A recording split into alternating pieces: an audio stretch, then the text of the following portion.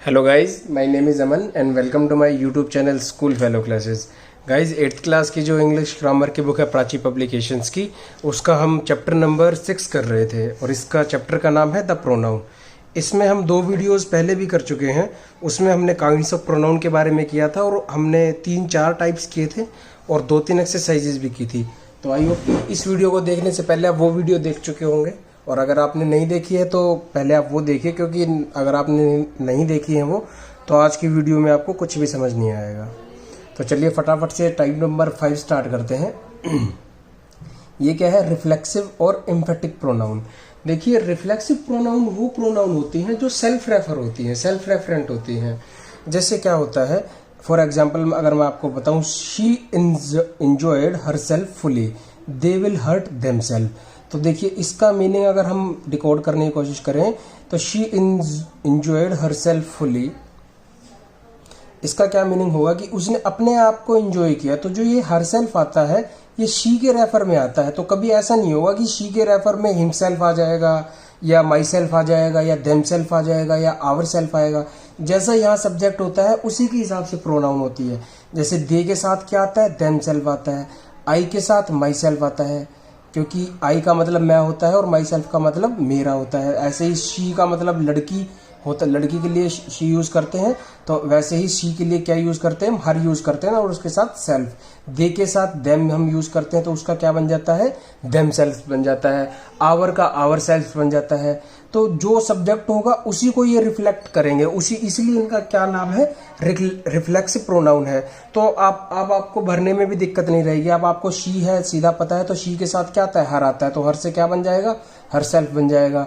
ऐसे ही आपको पता है कि आई का पॉजेसिव केस क्या होता है? माई होता है, तो माई से क्या बन जाता है? माई सेल्फ बन जाता है। और बाकी जब हम यहाँ पर क्वेश्चंस करेंगे ना, तब आपको और ज़्यादा क्लैरिटी मिल जाएगी। लेकिन उससे पहले छोटा सा एक चीज़ और हम कर लेते हैं एम्फेटिक प्रोनाउन के बारे में, उसके बाद हम एक्सरसाइज करेंगे और आप देखना कितना इजीली हम इसको करेंगे। एम्फेटिक, उससे पहले एम्फेटिक से पहले एक एग्जांपल हम और मैं आपको बता देता हूँ। जैसे आई के साथ माई सेल्फ है, क्योंकि आई को क्या रिफ्लेक्ट करता है? माई सेल्फ रिफ्लेक्ट करेगा। इसको देम सेल्फ या हर सेल्फ या हिम सेल्फ या आवर सेल्फ रिफ्लेक्ट नहीं करेगा, आई को हमेशा माई सेल्फ ही रिफ्लेक्ट करेगा। तो आपने इस चीज़ का ध्यान रखना है कि आपने इन दोनों के बीच में एग्रीमेंट बना के चलना है। जैसे हम यहाँ पर एक एग्जाम्पल और देखें तो Ram, Shyam and I will come ourself. तो 1 2 3 बंदे हो गए ना, तो इसका क्या हो गया? हम हो गए ना, आवर हो गया या वी हो गया। तो इसके लिए हम क्या यूज करते हैं? आवर सेल्फ यूज करते हैं। जैसे यू के लिए हम यूर सेल्फ यूज करेंगे। इस तरीके से बहुत ज़्यादा रटने की जरूरत नहीं है। ये जो मैंने आपको टेबल बताया था ना, इसी से आप अंदाजा लगा सकते हैं। जैसे दे से दैम बन गया और दैम से क्या बनता है? दैम सेल्फ बनता है। यू से यू रहता है ऑब्जेक्टिव केस, तो यूर सेल्फ बन जाता है। तो ही का जैसे हिम हो जाता है या हीज हो जाता है पॉजेसिव केस, तो इस तरीके से शी से हर सेल्फ बन जाता है, इट से इट सेल्फ बन जाता है, आई का माई सेल्फ बन जाता है, यू का यूर सेल्फ बन जाता है। तो ये टेबल इसलिए मैंने आपको फर्स्ट वीडियो में आपको याद करने के लिए बोला था। आई होप कि जिसने याद कर लिया होगा उसको ये वाला टॉपिक समझने में ज़्यादा दिक्कत नहीं हुई होगी। एम्फेटिक प्रोनाउन क्या होता है? देखिए, एम्फेटिक प्रोनाउन जो होता है ना, वो एक नाउन या प्रोनाउन के ऊपर एम्फेसाइज पुट करता है। सेम इसी तरीके से रूल है, जैसे शी का हर सेल्फ हो गया ना, दे का देम सेल्फ हो गया, ऐसे ही इसमें है। लेकिन इसमें हम ये क्या, इसको हम इसके साथ साथ यूज करते हैं। तुरंत ही इसका जो है ना हम यूज कर लेते हैं सब्जेक्ट या जो भी प्रोनाउन या नाउन गिवन होती है ना, उसके तुरंत बाद इसका यूज कर लेते हैं। और इसमें क्या होता है? इसमें जो होता है ना, ये हम देखते हैं कि जो हमारा जो सब्जेक्ट है या हमारी जो नाउन या प्रोनाउन है, वो हमारी इस चीज का जो एक्शन है वो रिफ्लेक्ट करे। इसमें हम एम्फेसाइज करते हैं नाउन या प्रोनाउन के ऊपर। इसमें हम रिफ्लेक्ट या रिफ्लेक्सिव मतलब जो है, ये जो टर्म है इसको रिफ्लेक्ट करता है सब्जेक्ट को या नाउन को या प्रोनाउन को, और इसमें एम्फेसाइज करता है। तो जैसे she herself decided to go, he himself is to be blamed, I myself will do all this, you yourself are guilty. तो जैसे she herself decided to go, उसने decide कर लिया कि वो अपने आप ही चली जाएगी। He himself is to be blamed, और कोई नहीं, वह खुद जिम्मेदार है, मतलब या खुद उसको ब्लेम कर सकते हैं। I myself will do all this, मैं खुद ही सारा काम ये कर लूंगा। You yourself are guilty, और कोई नहीं बल्कि तुम ही गिल्टी हो। तो इस तरीके से यूज होता है। जैसे यूर, यू से यूर बनता है, यूर से यूर सेल्फ बनता है। आई का हम देख ही चुके हैं, माई सेल्फ। ही का ही से हिम बनता है और हिम सेल्फ हो जाता है। शी से हर बनता है और हर सेल्फ हो जाता है। अब देखना क्वेश्चन कितना इजीली हम कर पाएंगे। क्वेश्चन नंबर 2 देखिए क्या बोलता है, change the following reflexive pronoun into emphatic pronoun. ये सारी रिफ्लेक्सिव प्रोनाउन केस दे रखे हैं हमको और हमको बनाना किस में है, एम्फेटिक में। आई शैल डू इट माई सेल्फ, तो इसका क्या बन जाएगा, आई माई सेल्फ, और कुछ चेंज ही नहीं होगा, बाकी का सारा ऐसे आ जाएगा, शैल डू इट। तो इसमें माई सेल्फ जो है आई को रिफ्लेक्ट कर रहा है, इसलिए ये रिफ्लेक्सिव है। और इसमें जो माई सेल्फ है वो आई के ऊपर एम्फेसाइज कर रहा है कि मैं खुद ही ये काम कर लूंगा। तो समझ रहे हो, इस वजह से ये एम्फेटिक प्रोनाउन होगा। She can go there herself, तो she herself can go there, she herself can go there. I hope कि आपको अच्छे से समझ में आ रहा होगा, क्योंकि ज़्यादा कुछ मुश्किल इसमें है भी नहीं। They will reach theirself, they will reach here themselves. तो देखिए देमसेल्फ जो है इसको रिफ्लेक्ट कर रहा है ना, तो इसलिए रिफ्लेक्टिव हो गए हैं। और जब हम इसके ऊपर इसका एम्फेसाइज पुट कर देंगे तो they themselves will reach hair. तो आपको रटना नहीं है, बस समझना है। अगर ये सेंटेंस आपको याद करने की जरूरत पड़ रही है तो मेक श्योर कि आप वीडियो को एक बारी दोबारा देखिए। मेरा आपको रटवाना या याद करवाना पर्पस नहीं है, समझाना पर्पस है, ताकि आपको ये तो छोड़िए, अगर आपसे और भी कोई क्वेश्चन पूछ ले तो चलिए ये तो आप रट के कर लेंगे, लेकिन अगर कोई आपको और क्वेश्चन में पूछ लूँ तो तब आप कैसे बताएंगे, तब तो आप कंसेप्ट का यूज करेंगे ना। तो इसलिए कुछ भी याद रखने की जरूरत नहीं है, अगर कंसेप्ट आपको अच्छे से क्लियर है तो वही हमारी कोशिश रहती है। इसका क्या बन जाएगा, ही हिमसेल्फ। अब तो आप खुद ही कर पा रहे होंगे, he himself did it. You solve the sum yourself, तो you yourself solve the sum, you yourself solved the sum. तो ये थी एक्सरसाइज नंबर 2। आई होप कि आपको अच्छे से समझ में आ गई होगी। इसके बाद रेसिप्रोकल प्रोनाउन है, कोशिश करेंगे कि आज हम सारे टाइप्स कर लें और एक्सरसाइजेज भी हम 1-2 तो कर ही लें, उसके बाद जो बच जाएगा वो नेक्स्ट वीडियो में करेंगे। तो चलिए देखते हैं। रेसिप्रोकल प्रोनाउन का बहुत ज़्यादा यूज नहीं है। रेसिप्रोकल प्रोनाउन जो है वो है ईच अदर या one another. Each other is more frequently used than one another.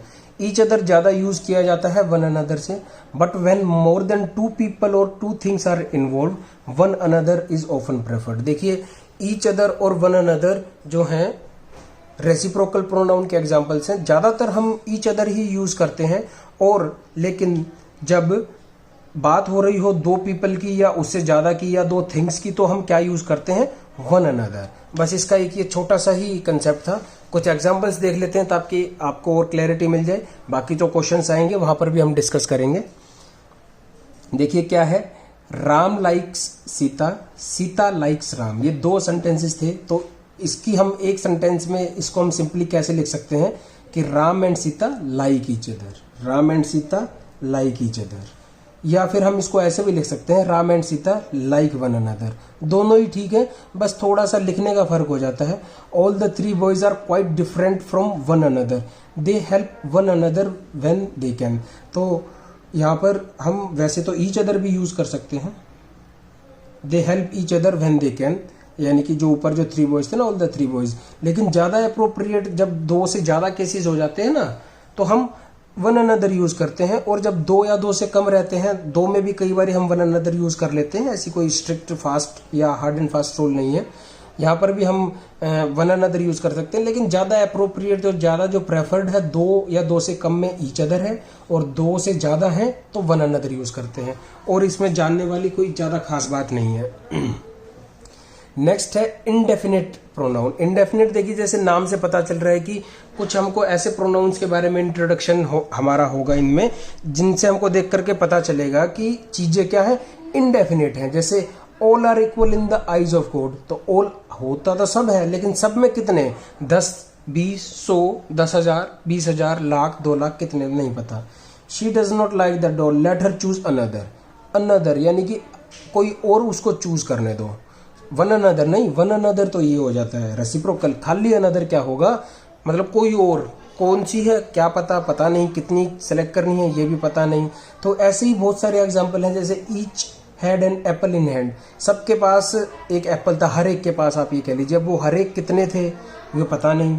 Everyone में सब हर कोई इंक्लूड हो जाता है, एवरीबडी भी इसी तरीके से है, एवरीथिंग मतलब सब चीजें, सब तो है लेकिन कितनी उसमें एग्जैक्ट नहीं पता चल पा रहा है ना, इसलिए इसका क्या नाम है, इनडेफिनेट।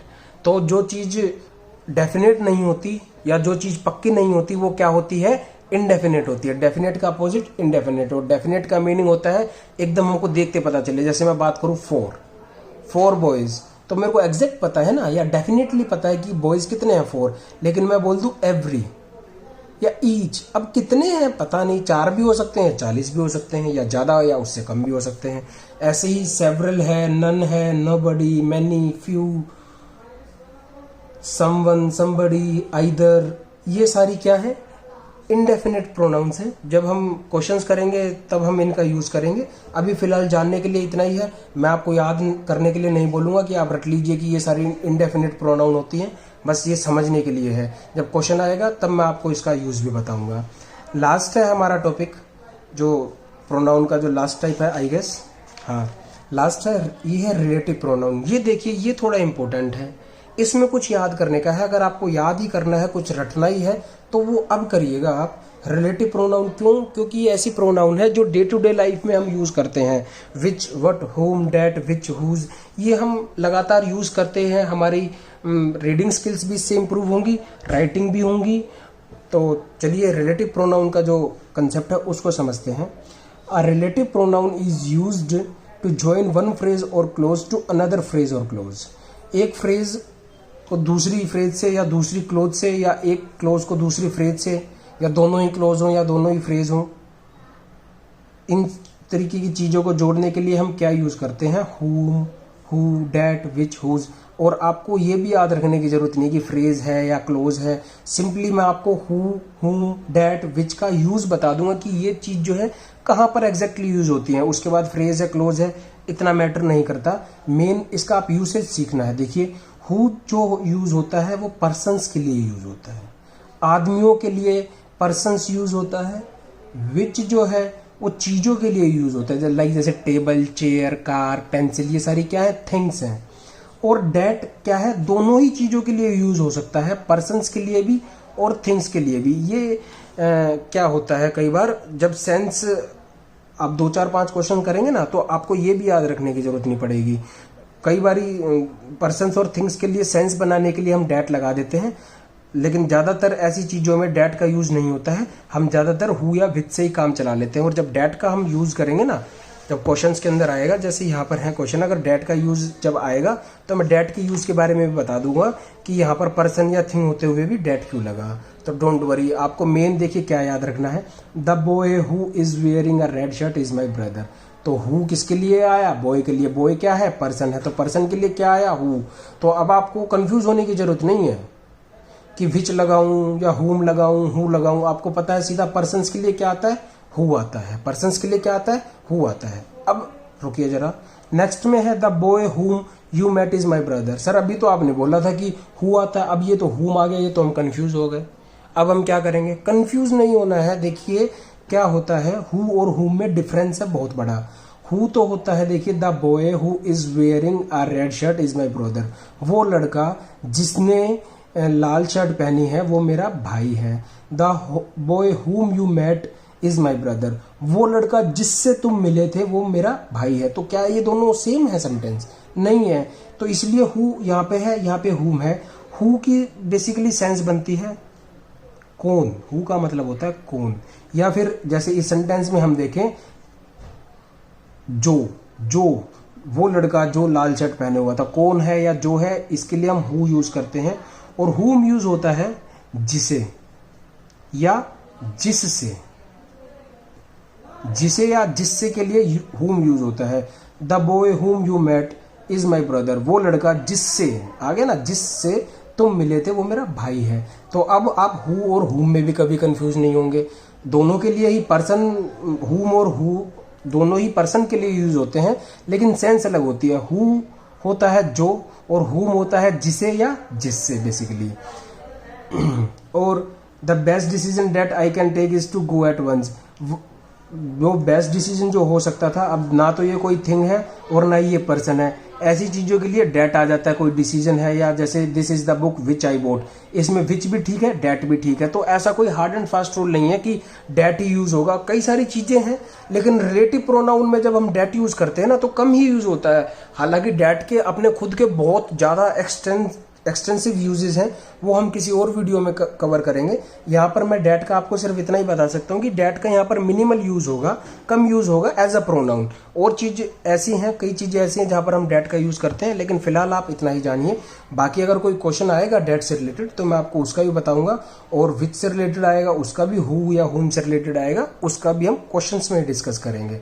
अभी एग्जाम्पल में हमने समझ लिया, इतना काफी है। तो चलिए इसके क्वेश्चंस करते हैं। चलिए रिलेटिव प्रोनाउन के ही क्वेश्चंस हैं, वो हम करने की कोशिश करेंगे। कहाँ पर हैं? ये हैं, fill in the blanks with suitable relative pronoun. अब यहाँ पर आपको सारी कंसेप्ट की क्लैरिटी मिल जाएगी।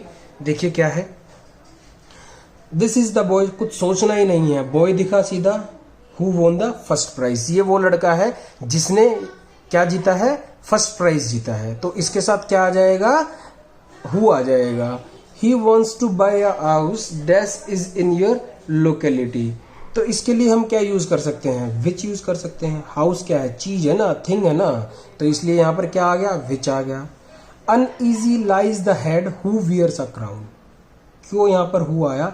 देखिए थोड़ा सा ट्रिकी सेंटेंस है, कंफ्यूज नहीं होना है। एक ये ईडियम कह लीजिए, मुहावरा टाइप्स होता है ना, उस टाइप में ये सेंटेंस है। उस सिर में हमेशा दिक्कत रहती है जो क्या पहनता है, ताज पहनता है, यानी कि मतलब टेंशन या रिस्पॉन्सिबिलिटीज उसका कभी पीछा नहीं छोड़ती, जिसके सिर पे क्या होता है, क्राउन होता है। क्राउन यानी कि आप समझते हैं ना, ताज होता है। इसलिए बोलते हैं ना कि with great power comes great responsibility, तो वही है। तो हु वियर्स अ क्राउन, यानी कि आदमी तो ताज पहनते हैं, तो ये क्राउन किसके लिए था, आदमी के लिए। और आदमी के लिए हम क्या यूज करते हैं, हु यूज करते हैं। तो इस तरीके से था, तो कंफ्यूज मत हो जाना इसमें क्या लिखे हैं, तो थिंग भी नहीं है, पर्सन भी नहीं है, तो इस तरीके से है। नेक्स्ट है, हेयर इज द गर्ल हुम पर्स वाज लॉस्ट, ये वो लड़की है जिसका पर्स क्या हो गया था, गुम हो गया था। जिसका आ गया ना, देखिए मैंने आपको बताया था ना।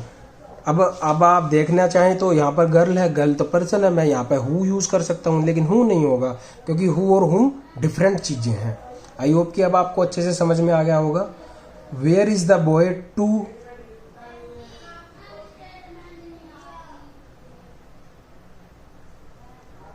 whom you lent your book, वो लड़का कहाँ है जिसको तुमने अपनी किताब उधार पे दी थी। Where is the boy to whom you lent your book। अब जल्दीबाजी में या एक जर्नल सेंस बना करके देखें तो where is the boy to which you lent your book। अब आपको पता है which तो आता नहीं है, बचेगा क्या, हु या हुम। हु यहाँ आएगा नहीं क्योंकि सेंस नहीं बनती है, हुम की सेंस बनती है। क्यों, क्योंकि इसकी हिंदी क्या बनती है या इसकी सेंस क्या बनती है, where is the boy to whom, वो लड़का कहाँ है जिसको तुमने क्या दी थी, अपनी किताब दी थी। तो मैंने बताया था ना, जिसे, जिससे, जिसको, इस तरह के जो यूजेस होते हैं ना, उसमें हम हुम यूज करते हैं, हुम यूज करते हैं। वैसे इसके स्पेसिफिक और ट्रिक्स भी हैं, यहाँ पर मैं आपको नहीं करवा पाऊंगा। इंग्लिश टू इंग्लिश भी ट्रिक्स हैं इसकी, अभी आप फिलहाल ऐसे ही समझिए। द प्रिजनर्स हु, वो प्रिजनर्स जो भागे थे जेल से। देखिए जो की सेंस बन रही है ना, वो प्रिजनर्स जो जेल से भागे थे, बच के, एस्केप होता है बच निकलना, वर डेंजरस, वो कैसे थे, खतरनाक थे, खूंखार थे। These are the trees which leaves have fallen, which leaves have fallen. Tree क्या है, एक थिंग है ना, थिंग है बेसिकली, लिविंग थिंग है बेसिकली, लेकिन है थिंग, पर्सन नहीं है। तो इसके साथ हम क्या यूज करेंगे, ये वे ट्रीज हैं जिन्होंने अपनी पत्तियां क्या कर दी हैं, गिरा दी हैं। This is the flat, flat एक थिंग है तो देखते ही, in which he lives. Here is the boy, here is the boy whom you were looking for, ये वो लड़का है जिसे तुम ढूंढ रहे थे, जिसके लिए तुम इधर उधर देख रहे थे। This is the chair, chair एक थिंग है, तो विच लेग वॉज ब्रोकन। तो देखिए कितना सिंपल हो गया। अब आप इनको हर एक में सोचो, आपको याद करना पड़े कि इसमें हुआ आएगा जिसमें फर्स्ट प्राइज है। कई बच्चे ऐसे ट्रिक बना लेते ना कि जिसमें फर्स्ट प्राइज आएगा उसमें हुआ आएगा, जिसमें लोकेलिटी है उसमें विच आएगा। तो ऐसे प्लीज याद नहीं करना है। अगर आपकी आदत है ऐसे याद करने की तो उसको छोड़ दीजिए। पेपर में पास होना ही हमारा मकसद नहीं है, हमारा मकसद उससे काफ़ी बड़ा है। पेपर में तो पास होना ही है, लेकिन हमको कंसेप्ट को समझना है, ताकि मैं आपको अगर सिंपली कंसेप्ट समझा के ये क्वेश्चन करवाऊँ तो आप पेपर में कर दें, आपको याद करने की जरूरत ना पड़े। क्योंकि मैंने भी तो आपको पढ़ के ही करवाया ना, मैंने तो आपको नहीं मतलब याद करके ही लिखवाया कुछ भी, मैंने भी तो आपको नॉर्मली करवाया। तो आप भी ऐसे ही कर सकते हैं, डोंट वरी, बस आपको थोड़ा सा कंसेप्ट को समझने की ज़रूरत है। तो चलिए, वीडियो काफ़ी लंबी हो गई है, ऑलरेडी 20 मिनट की हो गई है। एक्सरसाइज नंबर 5 कर लेते हैं। वैसे तो ये एक्सरसाइज आप खुद कर सकते हैं करना चाहें तो, लेकिन जो नहीं करना चाहते या जो नहीं कर सकते उनके लिए मैं करवा देता हूँ। नीचे ये लाइंस या सेंटेंसेस गिवन हैं, इसमें हमको प्रोनाउंस अंडरलाइन करने हैं। तो चलिए फटाफट से करते हैं। राम इज इंटेलिजेंट, इसमें क्या प्रोनाउन है? कोई मुझे बता सकता है कि इसमें क्या प्रोनाउन है? जिसने राम के ऊपर सर्कल किया है या राम के नीचे अंडरलाइन की है, उससे मैं रिक्वेस्ट करता हूँ कि वीडियो को आप बिल्कुल स्टार्टिंग से देखें, क्योंकि उसने कुछ नहीं किया है, कुछ उसने सीखा नहीं है। क्यों? क्योंकि राम क्या है? राम एक नाउन है और हमको बतानी क्या है? प्रोनाउन। तो राम तो हो नहीं सकती, राम तो नाउन है, राम तो नाम है किसी बंदे का, और नाउन क्या होती है? नेम ऑफ अ पर्सन और थिंग या प्लेस, इस तरीके की चीज़ों के जो नाम होते हैं वो क्या होते हैं? नाउन होते हैं। अब जो ही यहाँ पर हमने यूज किया है, Ram is intelligent, he stood first in his class, तो ये जो ही आया है ये किसके लिए आया है? राम के लिए आया है। तो प्रोनाउन किसको वो हम बोलते हैं? ऐसे वर्ड जो हम नाउन की जगह यूज कर सकते हैं। नाउन थी राम, इसकी जगह हमने क्या यूज किया? ही।